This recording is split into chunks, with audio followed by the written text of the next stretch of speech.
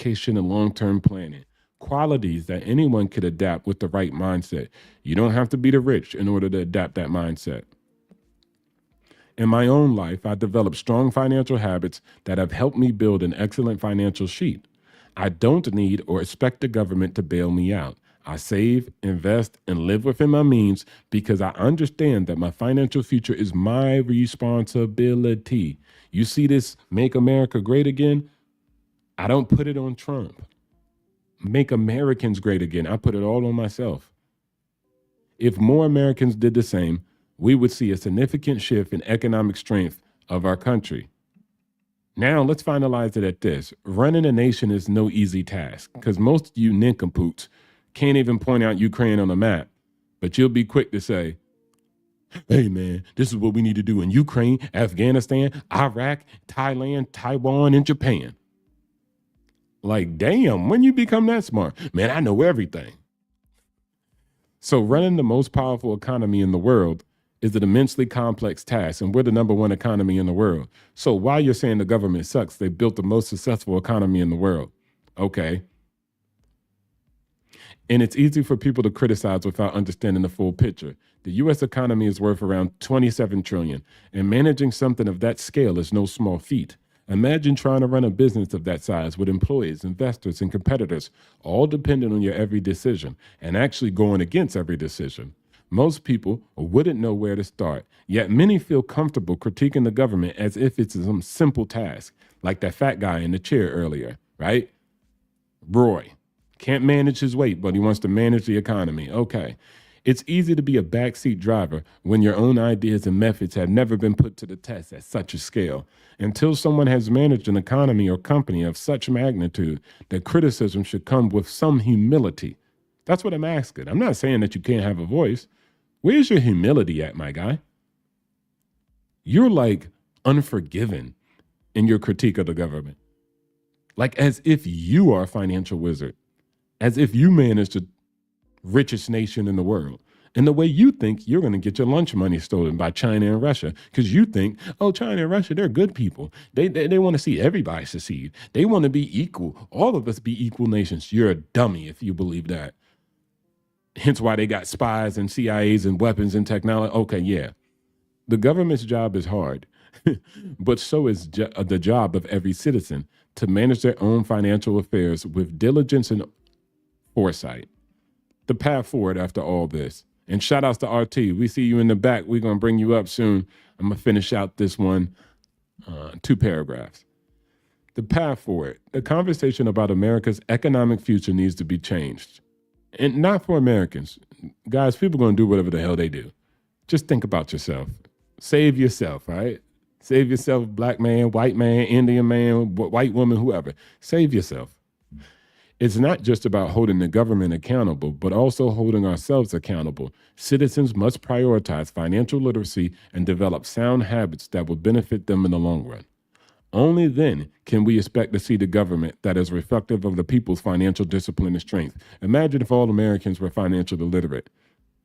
And then some Americans go to the government. What does that say? Then possibly the government be financially literate because the people within the system are financially literate. Come on, man. 1 + 1 = 2. You get that? You tracking? One financial literate individual plus a government person equals 2 financially literate people moving forward. 1 in the government, 1 not. How else can I describe it? A financial literate population can support and elect responsible leadership that mirrors their value. Yeah, you could be like, man, that guy's financially literate. Get him out of there or put him through a course. And again, worry about your life. It's time to stop expecting the government to fix everything and start looking at how we as individuals can contribute to a more stable and prosperous future for our nation. After all, the success of a democracy relies on the strength and the responsibility of its people. Let's start living up to that responsibility. And skip everybody. Everybody's going to be deaf, dumb, and blind for the most part. What are you going to do? That's why you're here at Obstacles to Opportunity. Damn all these people. Let's do it all together. I'm only going to probably make some Americans great again. I'm cool with that. Shit, I'm winning. I ain't losing. So again, guys, just focus on that. Focus on yourself, what you can do, and how you could build. Or you can listen to Roy all day and give reasons why you're a failure and you're going to lose. So y'all heard me rambling for about 8 years. Now I'm going to bring up Big RT, who's also financially literate, right? If you ain't financially literate, don't ever come up and ask to be on the panel or host. We don't want that. We don't want the blind leading the blind. But let's bring the big homie up. What's good? What's going on, man? I hear you over there on your rant. Yeah, I'm Kanye ranting. Now it's time for your rant. It's not a big rant, man. I'm just like, lately, in the last, I want to say at least 15 years or so, the government has been giving corporate bailouts when it comes to businesses, when it used to be the survival of the fittest. That was a whole thing about corporate competition, was if you failed or you gambled too much, you lost your shirt, the next strongest person came up and took your place. Now it's like, oh, well, I got an umbrella I didn't even have to pay for in an insurance policy. I got the government, because they're so scared of my company failing and people losing jobs that they're going to bail me out. This is what happened in 2008 with all the banks. Instead of letting some of the smaller banks grow through competition for the people that lost money with the failing banks because they weren't the risky ones, the government just gives them this bailout money. And what did they do with it? They misused it. They gave bonuses to their chief executives and CEOs and allowed them to continue on like nothing had happened, because those banks never changed their policies or anything else. We're damn near almost back in the same damn situation right now. So what's the point of friendly competition when it comes to corporations if the government is already predisposed to want to bailing out the top 1%? Best thing you can do is start growing your own wealth. Stop relying on everything else. Stop relying on the government to help you out. Stop relying on your company to help you out. That's a job. Take that money and let that money work for you until you don't need their money anymore.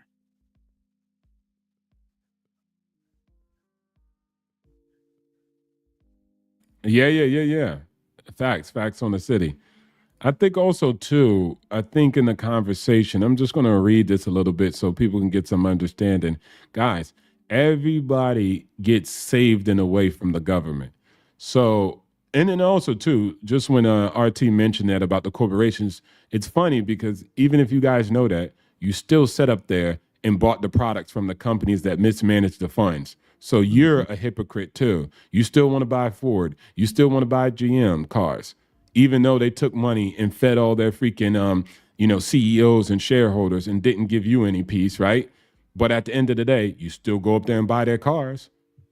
So how about you vote with your dollars?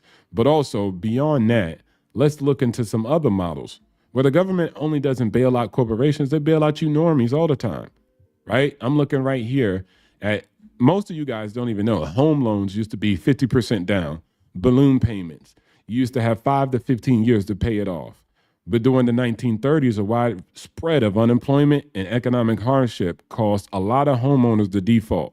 Banks were reluctant to lend and foreclosed skyrocketed. So what did the government do? The government came in and saved y'all normies, just like they have grants and loans for you guys. They created the Home Loaners Loan Corporation, and then they were established to create new financing. They purchased the trouble loans from the people, from the banks, and replaced them with more manageable loans for homeowners. And these loans typically had lower interest rates and longer repayments, up to 20 years, making it more affordable. Then the FHA came out, introduced mortgage insurance, which reduced the risk for lenders and encouraged long-term down payments. And this lead to development of the 30-year mortgage rate. Then we had the Federal National Mortgage Association, Fannie Mae. They provided liquidity in the market for purchasing loans from banks and allowing lenders to issue more mortgages. So again, not only did the bank come out, or the government, and buy direct troubled mortgages from the banks that people were going through and reduce the rates and extend the life on it to allow Americans to keep their homes. So again, the government moves in both directions, private and public. They help out people in the public and they help out the private sector. Now, the problem about it is when people mismanage it, right? Take advantage of it. But in itself, when a company or a government bails them out, most of you guys are not even thinking on a same wavelength. Imagine Henry Ford, if the nation at a certain point let him just rot, let all his factories foreclose, right? When World War II came around, who did they go to? Henry Ford. So again, sometimes you guys don't realize that a government needs sustainable businesses in order to keep up with their factories and to keep them in production. Because if these businesses just fail, that doesn't necessarily mean somebody will open it up. Somebody will be like, all right, why would I open them up? I'm going to destroy those factories and keep mines and have a monopoly on this damn thing. And then other normies, you don't have that much innovators like Elon Musk and Henry Ford's and JP Morgan's Rockefeller. Like, y'all don't have that many. You have more people just wanting jobs than more people who are going to create industries. So with that being said, the government compensates, give them more leniency, because if those companies are not there, you're going to be looking like Africa. You got no factories. You got no industrialization. So if the nation had to go to war, you ain't even got no factories to produce equipment. So again, they have to sustain both entities, the private sector to an extent. And then the bigger problem about that is mismanagement of it when those private sectors take advantage of that. And as RT said, do excessive gambling and risk, knowing that in the background, the government's going to bail them out. That's misuse of the system, right? So we got to point that out. But the government doing it, in essence, is not necessarily a bad thing. And then again, they do it for you too. You just don't remember that. You just focus on the corporations. And then again, how do you react? If the government don't do nothing, you could do something. All people could say boycott GM off the basis that GM exploited the money that was given to him by the government. So the government was really genuinely trying to assist them so people wouldn't lose jobs. So you know what? A company like GM needs to learn this lesson. Vote with your dollars. But no, you want your goddamn truck, right? So you're just going to be a hypocrite, throw stones, and then buy the damn car. And then when I tell you to buy a Tesla, you're going to get mad at me. But Tesla's the most American-made car. Like, you see what I'm saying? Some Americans don't even, like, they mad because BYD might have tariffs on them. You're taking away their choices. Chinese... You're taking away their choices, O2O. You're taking away their choices, man. You fake patriot. You were just screaming up, America only, America first. And then as soon as a car comes and it's about $5,000 cheaper, all that's out the window now. It ain't America first. You want to buy the Chinese product. You want to buy the Frenchman's product. Like, come on, bro. I'm done ranting. Hold on, let me read this real quick, and you got it, RT. Shout out to Melissa. Shout out to KL in the chat. Shout outs to the fams that are always here. KL says the problem is corporation welfare and urban welfare and the lack of personal responsibility and financial literacy. Facts on the street, KL. Big facts. Shout outs to the big homie DE, and then also the president-elect of the United States of America, DE. He says, I believe in Keynesian economics, a proven track record since the 1930s with a few flaws, and beat Reaganomics or supply side of economics. Government should not run deficits unless in times of economic uncertainty or war. I hear you. But we gave you an opportunity to be the president and you fumbled the rock. So I'll be damned if we give you a $27 trillion economy. Nah, have some humility at a certain point, bro. Right? Damn. I don't care what you believe. Bust him out like that, did you? Yeah. You have to explain what Keynesian is. Explain it in the comments, because he'll come up here and give us the history about it. I'm looking at it right. Macro theory that let's suggests the GPT government can stabilize the economy through intervention. Okay. All right. Go ahead. Say that one more time, RT, for us. All right. So the definition for the word, I don't want to pronounce it incorrectly, Keynesian economics is the macroeconomic theory that suggests that the government can stabilize the economy through intervention. It was named after a British economist John Maynard Keynes. Ah, okay. Okay, I'm about to look By into that a British, little you bit said more. by the British, right? By British, yeah. Yeah, they broke. I ain't listen to the British. And the same guy, that Roy guy was broke. And why you listening to the British, man? They trying to take us over, man, again. Like, come on, man. They are enemies, There was man. an offer out there, wasn't there? Somebody put the Offer offer out what? right after oh, you know who it was? Canada, it has been going back and forth with us lately. Yeah, with the whole Trump thing. With the whole Trump thing, yeah. Trump offered to take Canada under our wings. Buy 'em. And then Yeah, Canada basically offered the same thing to all the bordering nations of Canada to take them under the wings of Canada. I'm like, yo, what is the hell is really going on here? You know what I mean?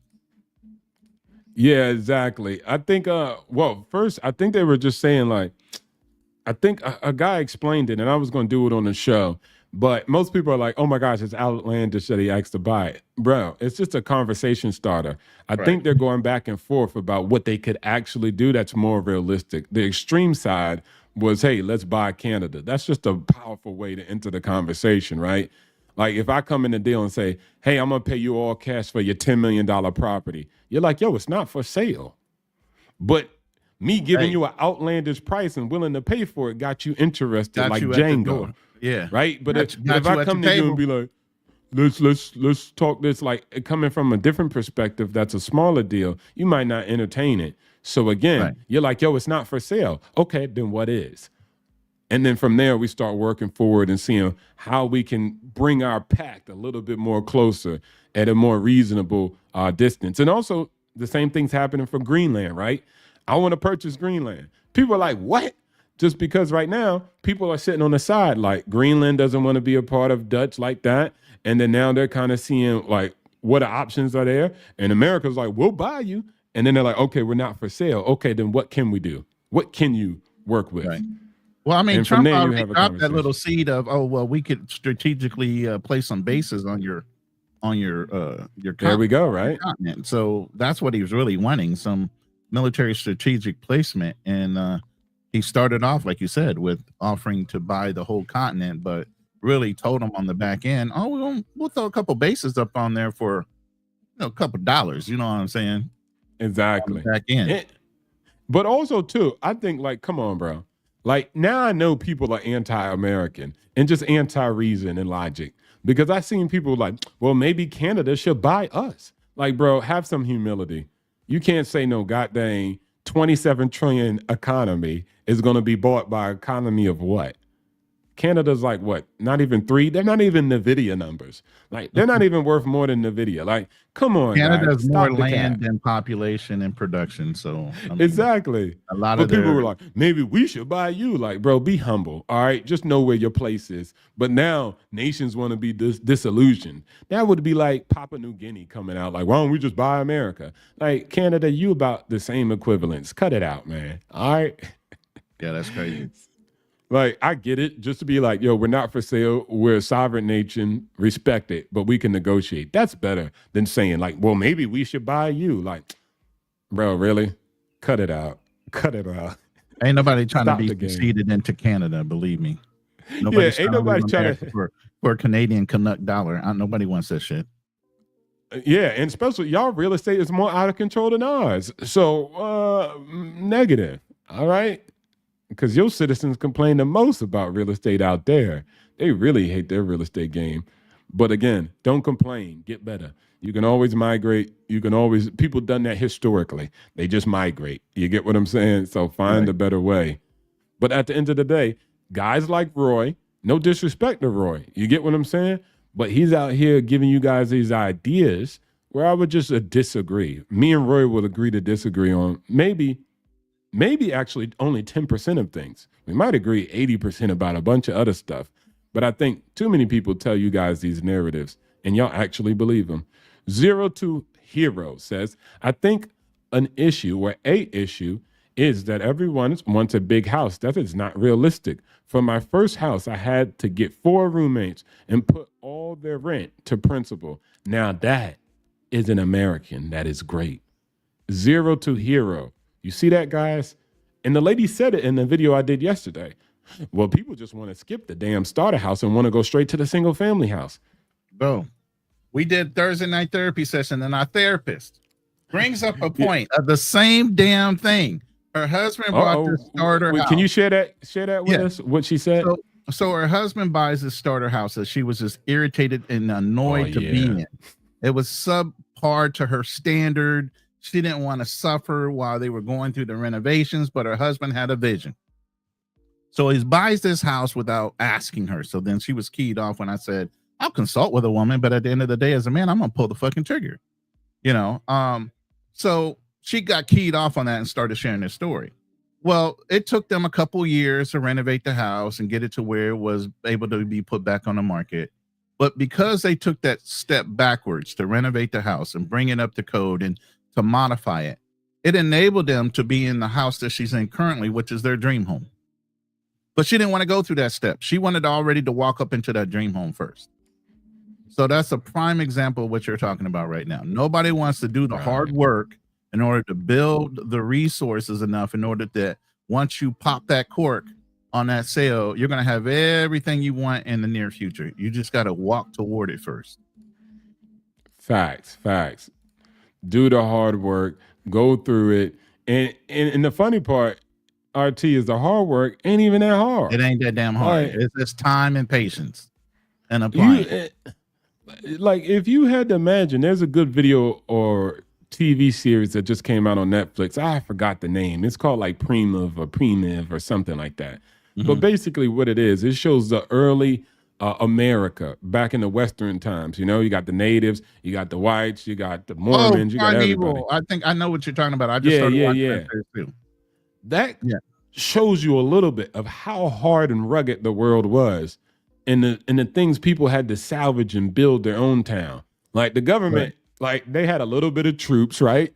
But a lot of the land was just out there. You know, it was still up for grabs. People were fighting and having disputes.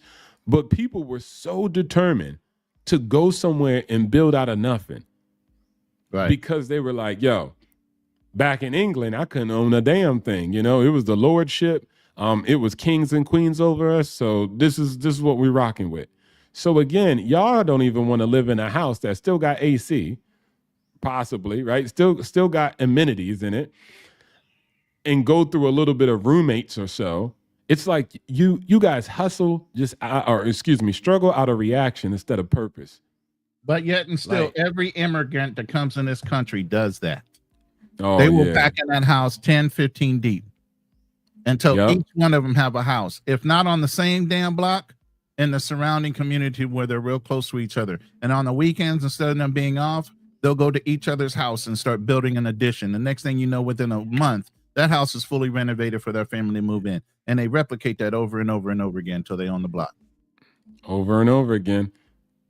And especially if they're Asian, they also do what he just said as one strategy, and they open up that brokerage account.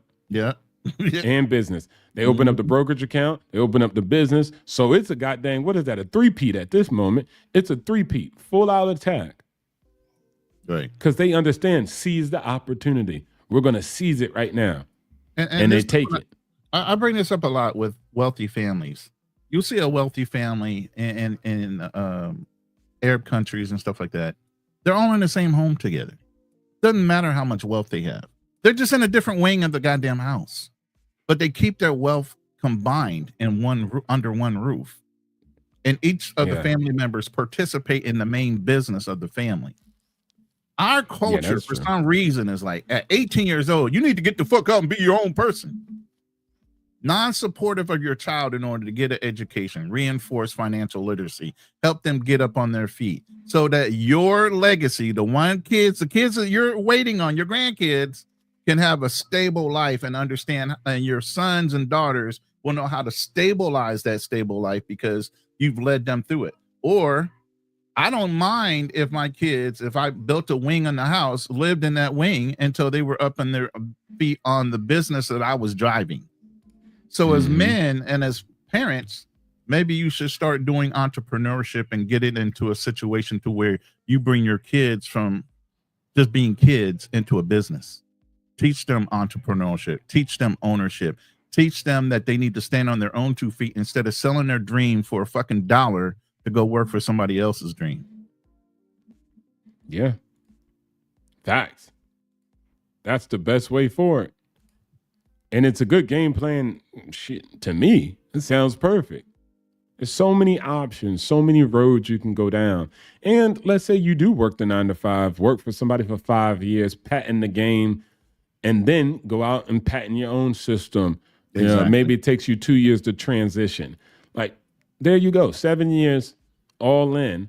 And then you come out of that and you patent the game, patent the strategies and the methods. And then now you're building your own on top of the real estate, the house hack, on top of opening up your brokerage account, on top of paying into your 401k. Like, this is all the opportunities. And nobody from what I see in the data, no one asks you at Robinhood, oh man, there's only 20,000 black people who signed up. So now we start blocking blacks out of the app. It don't work like that. So if your skin's black, or if you're a woman, or if you're LGBTQIA+, all that stuff is irrelevant. You sign into the app, open a brokerage account, and it gets approved, and it happens. All they care about is greenbacks. That's all they care about. Greenbacks, right? So you just log in and get it done versus what you think, oh man, there's these roadblockers, right? Even if we give you the real estate thing, and we still don't want to give you that because there's black, women, Asian loan officers all over the place, right? Black people specifically are loan officers to say, man, I'm trying to help the community. So just go to them and get the loan, right? So the same things that used to block individuals or just were obstacles are now more so opportunities, especially in 2025. But it takes self-discipline. It takes you, man. Everything else, you could disregard it. It's all about the actions that you take. And that's what we're trying to help you to get you to understand by giving you examples of a group A, exhibit A. Because if it was impossible, then how the hell could those immigrants do it then? I mean, get into creative financing like we were talking about with escrow accounts. You leverage your money with a bank to take a quick loan out to where you can flip it within 90 days. You go buy a property that's cheap, that you know that you can renovate it within 90 days with a nice crew. Go and pull all the bad boards down, change the countertops, fix the floors, pull them up, put carpet back down, and you know what your outlay is. By the time you get done, turn around and flip that house in 45 days, you done made your money back, so you can go back in the bank and say, release my money off the escrow account. But by the way, give me my goddamn interest off the escrow account I gained in that 90 days. Mm-hmm. And you didn't lose a dime.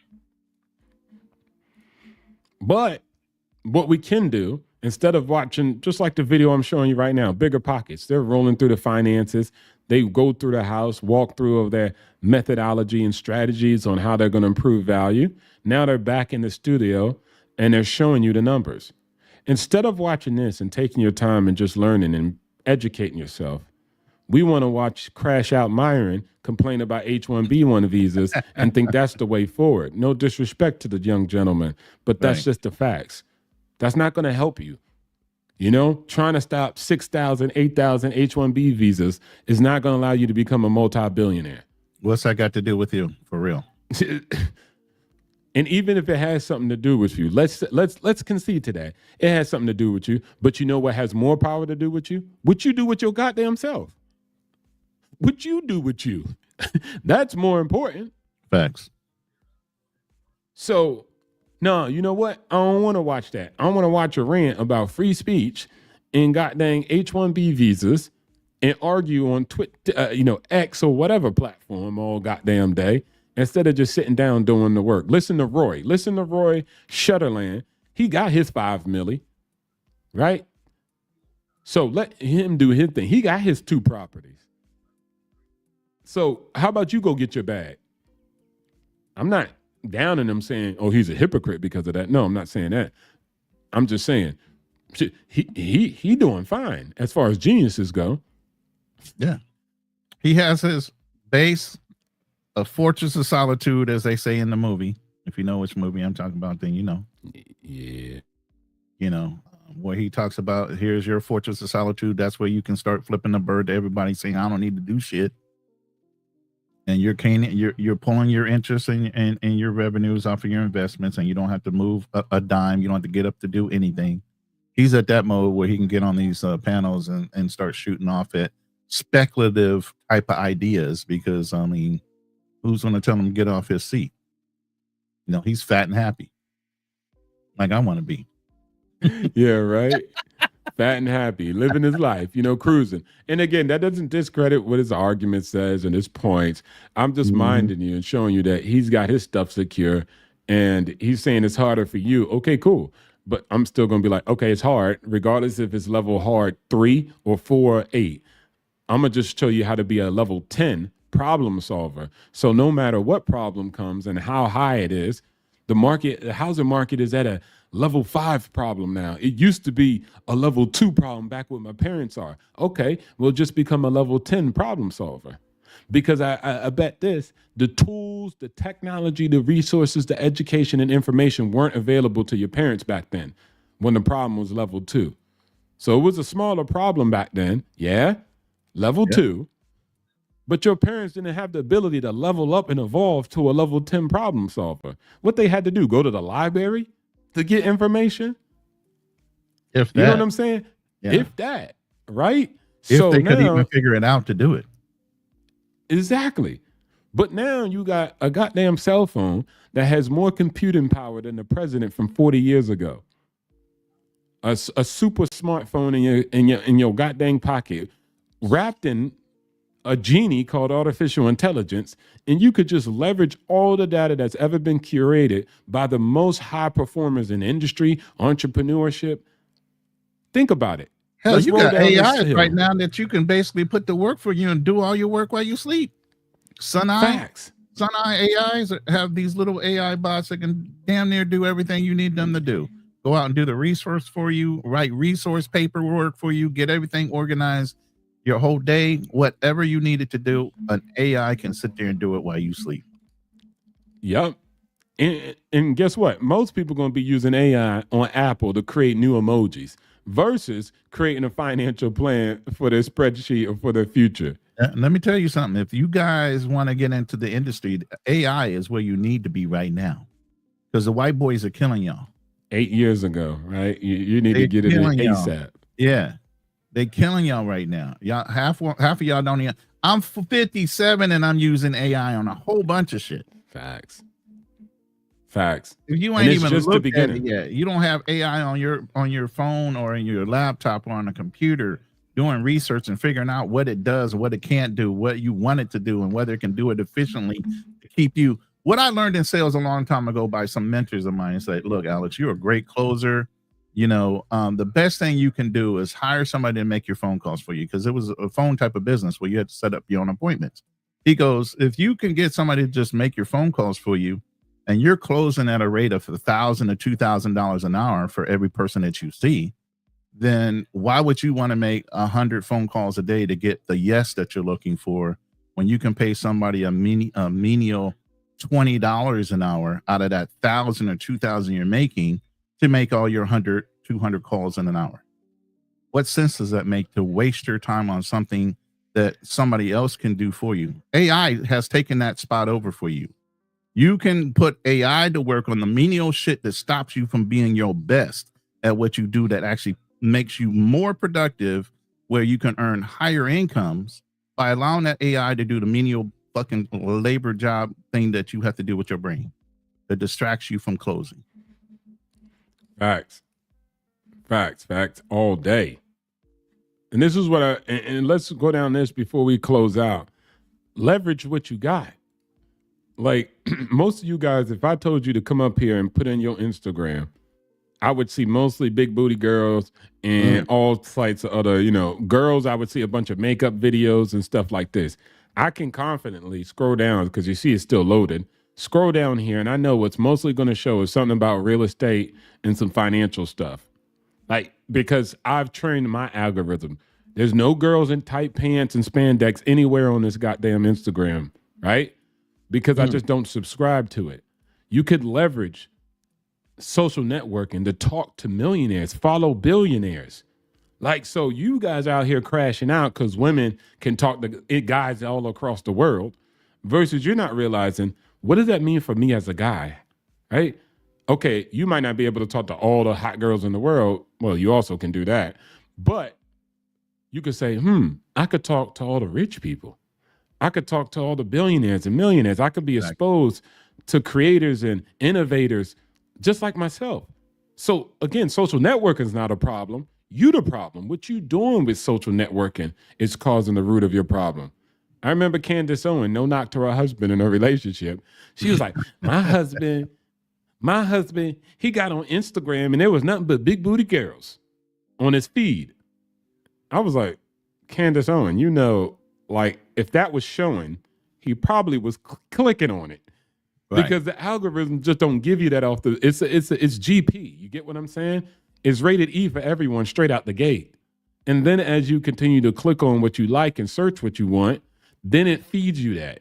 It really is a feedback loop of yourself. So when people tell me, "Oh, social networking is giving me all this bad stuff," that's telling me that that's what you're looking for. You're the bad stuff. Because if you were out here looking up good deeds and charity videos and people handing out freebie Scooby snacks, then that's what the algorithm would give you back. Because they're like, oh, he likes this. You know what I'm saying? He likes Jimmy Darts. Jimmy Darts always out there saving and giving money to people. He like, good deed videos. So you know what? Let's feed him more good deed videos.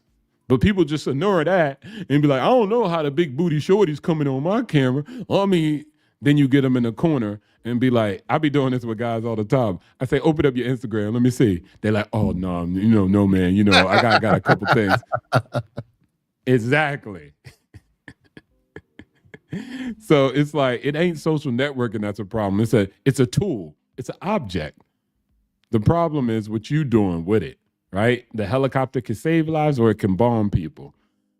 All right, so DE says, no, Ronin, don't trust the machines. It will become self-aware in us all. Remember Terminator in the Matrix? And he's laughing out loud. Yeah, that's man. funny. Yeah, yeah, right.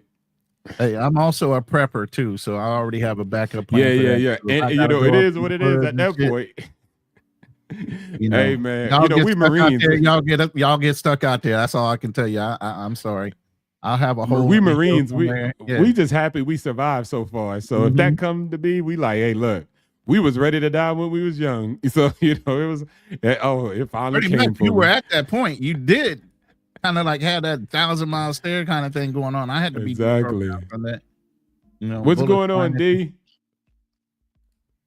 Hey, not much, gentlemen. You can't trust the Terminators, man. The T-800s, they'll kill us all.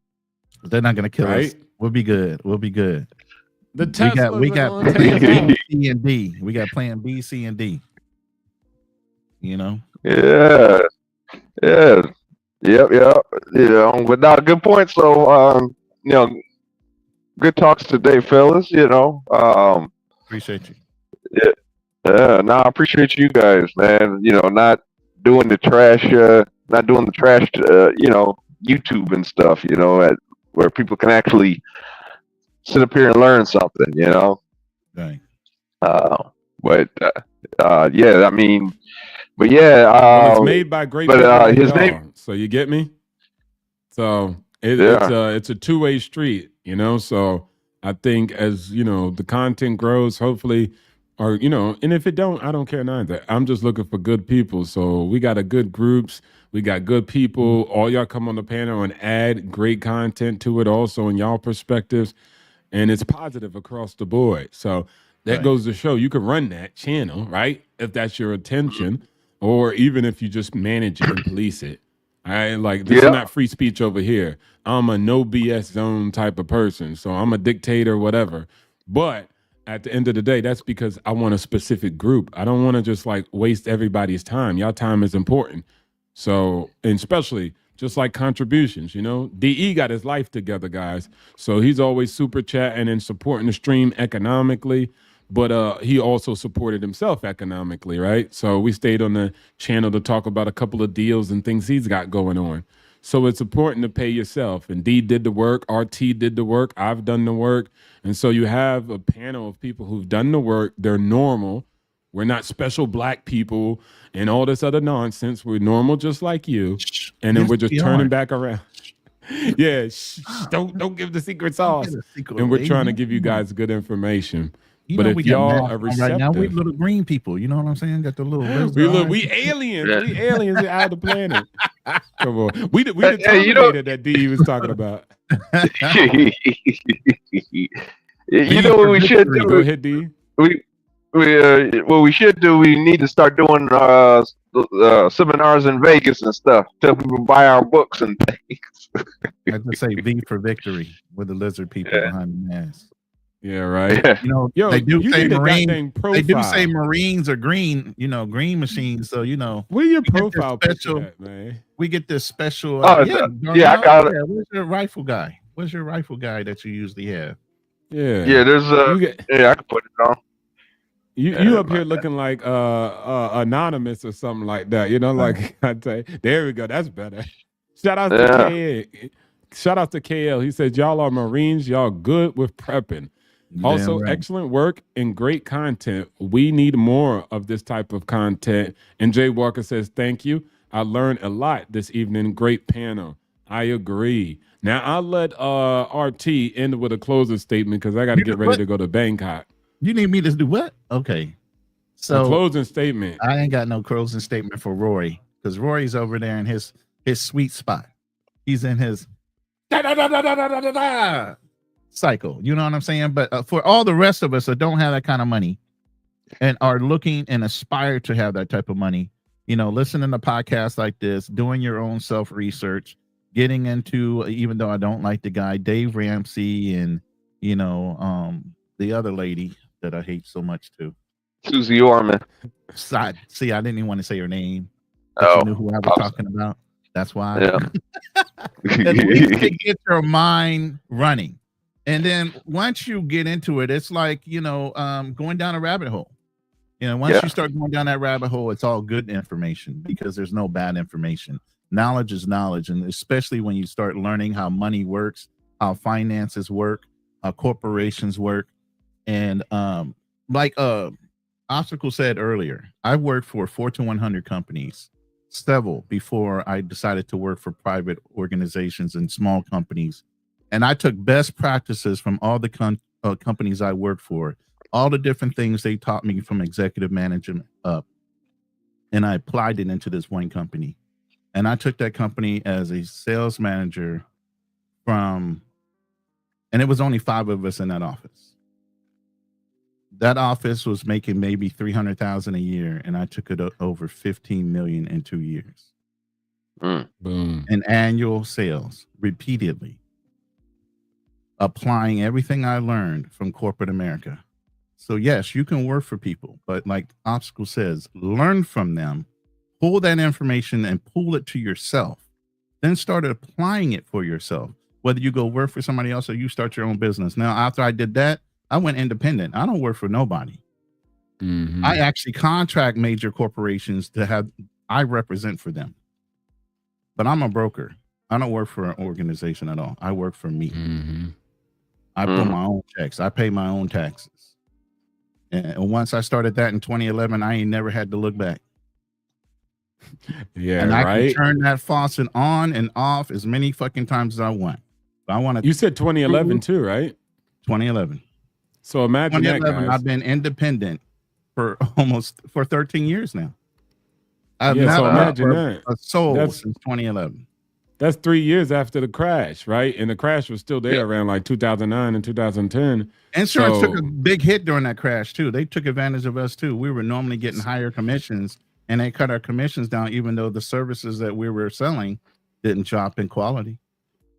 So But that they takes a lot of promised you kahunas to steal do money that, from though. us. Yeah. It's not like you did it at a time where everybody was winning. It was a dark day around those time frames, and you still went out and pursued your own. So just that's for the audience to really understand that you did it, and not even at a quote unquote good time. It was his time. That's the good time. Yeah, So- but again, once you learn something, this is the thing I'm telling you. Your knowledge is your knowledge.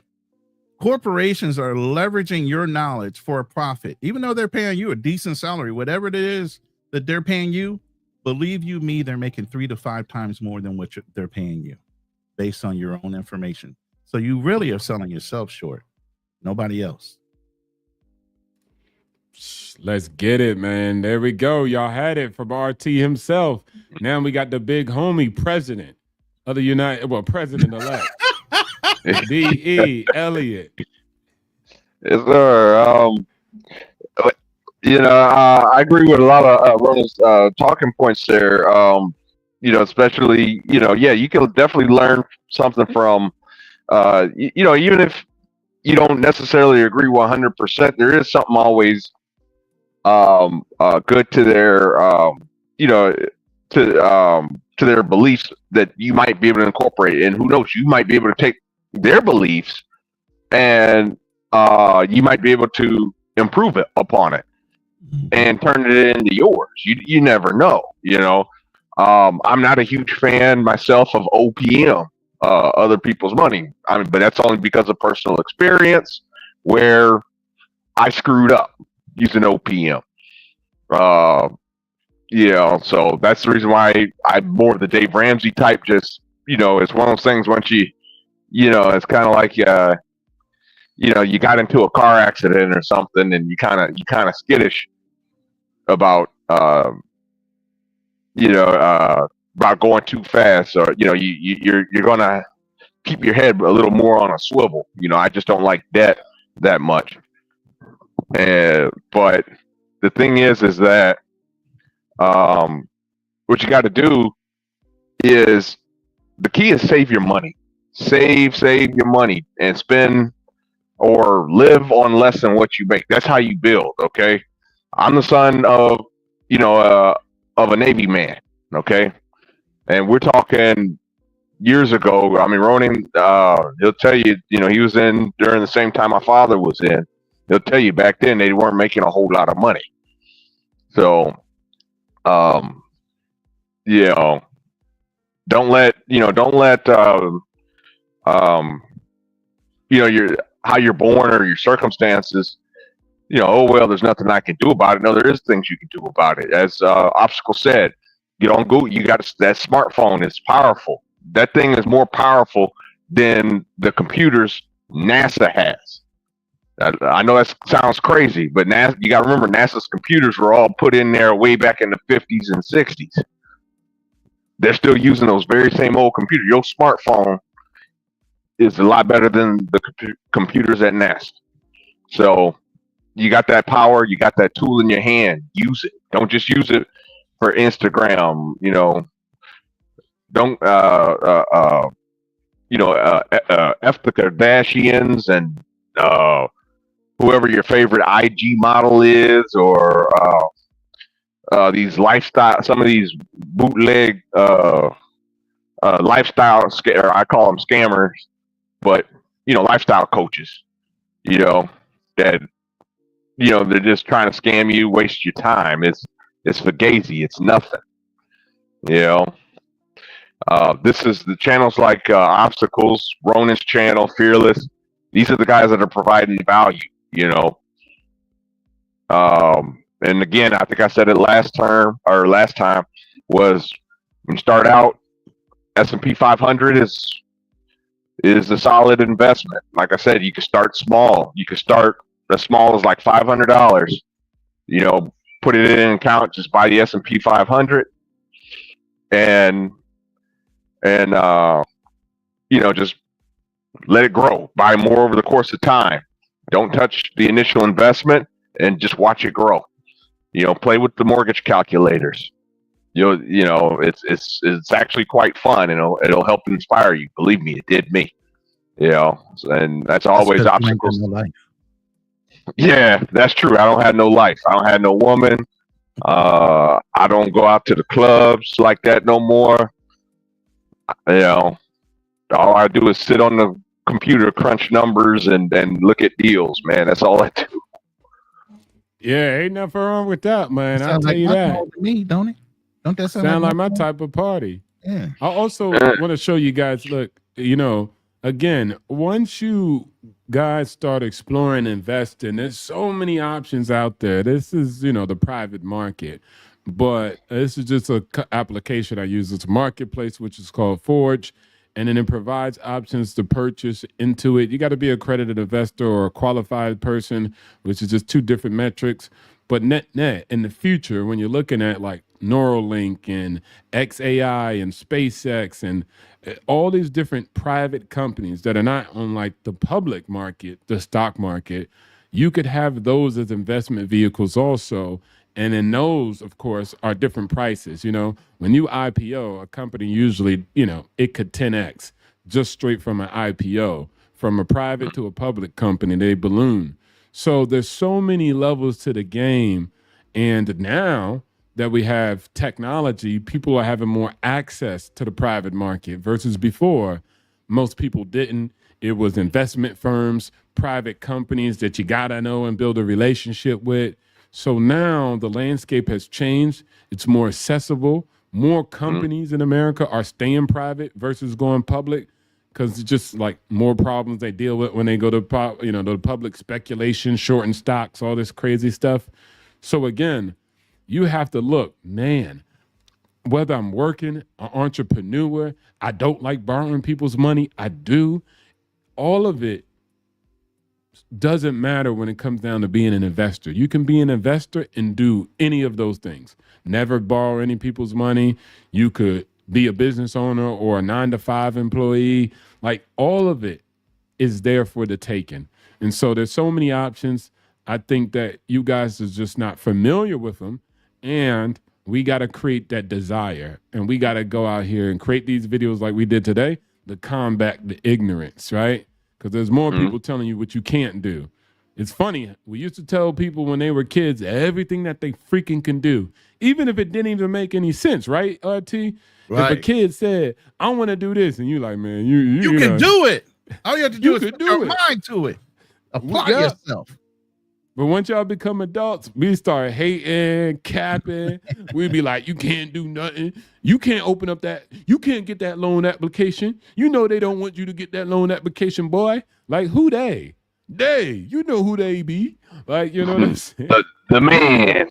The man. This group, that group. Yeah. It's like, come on, man. I was a black man out making money with Israeli Jewish people and building a, company from 0 to 100 million, like within 1 year. So again, sky's the limit and you could do what you want. You just got to go get it. But most people who say you can't go get it is possibly they say that because they never been in the field. Oh, shit. Been in the field.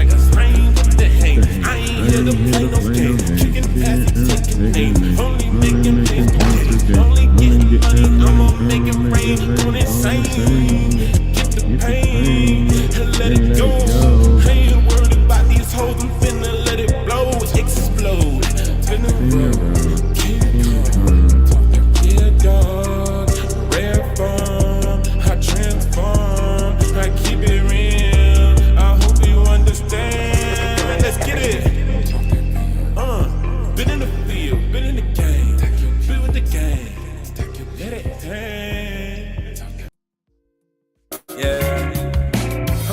how this shit go.